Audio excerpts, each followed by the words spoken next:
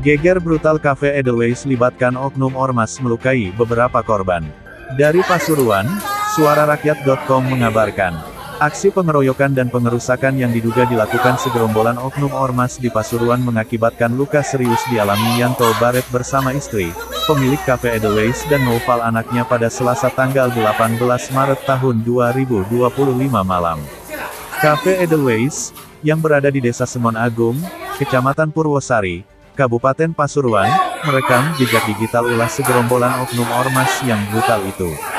Salah satu saksi mata sebut Surya, mengatakan, kejadian berawal saat seseorang yang diketahui sebagai oknum anggota TNI berinisial S datang membeli minuman kemudian tiba-tiba mengetok-ngetok dan membuka pintu beberapa room karaoke satu persatu. Saat ditanya oleh Surya, oknum anggota TNI, dengan nada kasar menjawab sedang mencari 4 orang pemuda. Mendengar hal tersebut dengan maksud agar tidak terjadi keributan, Surya berinisiatif memanggil salah satu pemuda yang dimaksud berada di depan kafe, namun sudah kedahuluan terjadi cekcok antara oknum TNI dengan keempat pemuda yang berujung bentrok adu fisik. Tak hanya itu menurut Surya, sebelumnya oknum TNI marah-marah dengan nada beringas meminta agar semua room karaoke dikosongkan.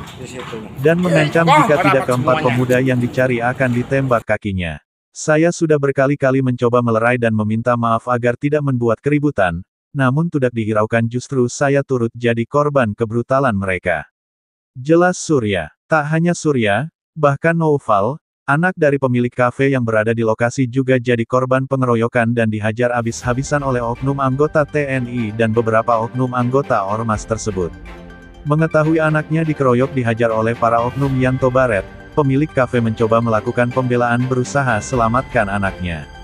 Namun naas karena tak berimbang Yanto Baret, keteteran dan babak belur mengalami luka cukup serius dikeroyok gerombolan oknum ormas dan oknum anggota TNI yang menyerang brutal menggunakan ruyung besi, balok kayu dan stang kunci roda mobil. Atas kejadian tersebut Yanto Baret, pemilik Cafe Edelweiss bersama anaknya dan korban lainnya dengan didampingi kuasa hukum, membawa kasus pengeroyokan ini ke Polres Pasuruan, guna mencari perlindungan dan keadilan hukum agar para pelaku dapat segera ditindaklanjuti dengan secara tegas dan berdasarkan undang-undang hukum yang berlaku. Sementara itu, menjadi unik dan patut dipertanyakan dan sempat menggegerkan publik memicu terjadinya kerincuan serta konflik pro kontra di seluruh kalangan.